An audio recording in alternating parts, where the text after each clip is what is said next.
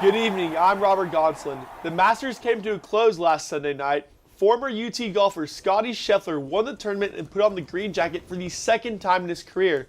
Scheffler finished the 4-day tournament at Augusta National Golf Club with a total score of 11 under par. He became the fourth youngest golfer to win the two Masters and joins Tiger Woods as the only two golfers to win the tournament while being ranked #1 in the entire world. It's hard to put into words how special this is. It's been a long week, a grind of a week. The golf course was so challenging, and to be sitting here wearing this jacket again and getting to take it home is extremely special. Scheffler's win this past weekend adds the number of times a golfer from UT has won the Masters, 5. The school has also produced the most winners in tournament history with 3, Scheffler, Jordan Spieth, and Ben Crenshaw. In an unlikely result Tuesday night, Texas baseball fell to UT Rio Grande Valley 17-9. After trailing 4-1, the Longhorns ran into some major pitching trouble and gave up 9 unanswered runs over the 4th and 5th innings, giving the Vaqueros a comfortable lead for the rest of the game. It was the first time since 1971 where Texas lost to UT RGV, and the first time since 1968 where they lost to them at home.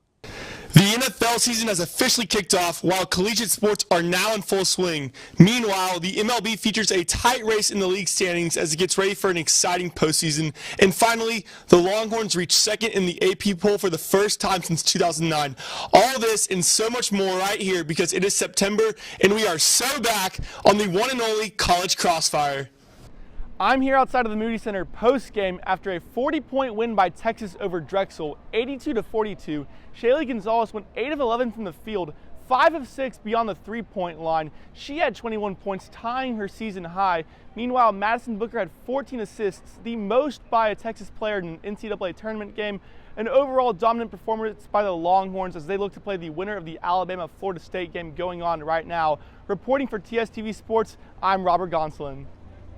Texas women's basketball heads back into the Moody Center tonight after defeating West Virginia on the road.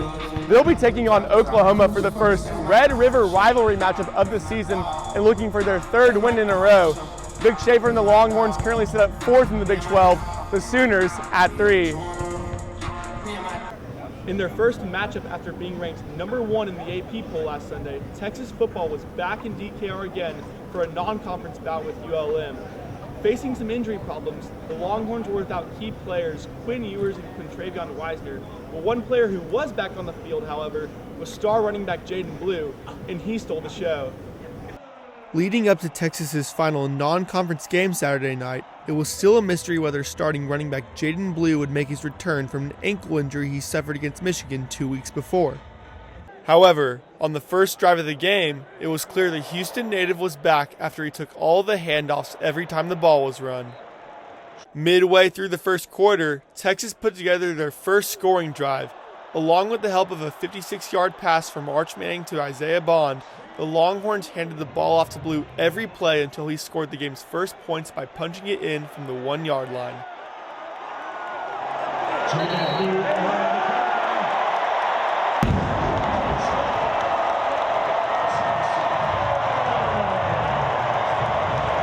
Blue then continued to show his healthiness on the field by scoring 3 more touchdowns, 2 on the ground and 1 in the air. While the run game proved dominant for the Longhorns, other Texas players also made their mark, including Arch Manning and Leona Lafau, who finished with 6 tackles and a safety.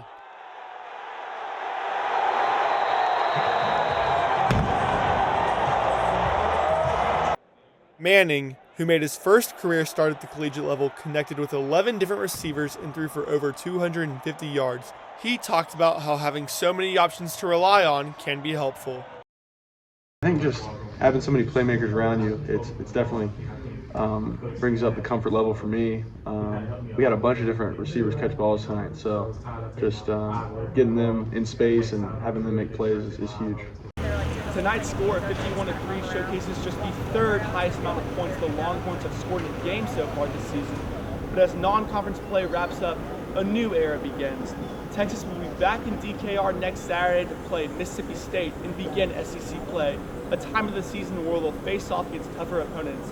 That'll wrap things up here tonight in DKR, however. Reporting live for TSTV Sports, I'm Robert Gonsoulin.